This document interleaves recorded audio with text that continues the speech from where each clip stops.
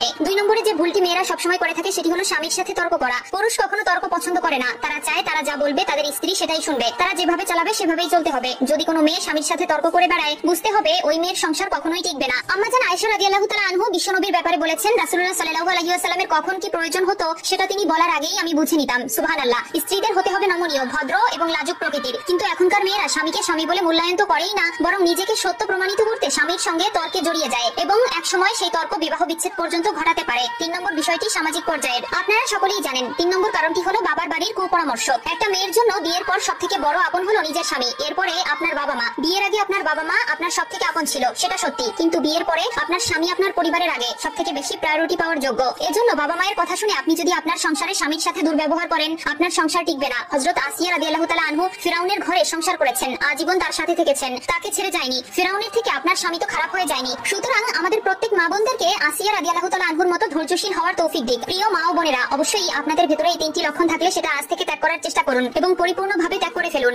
আমিন।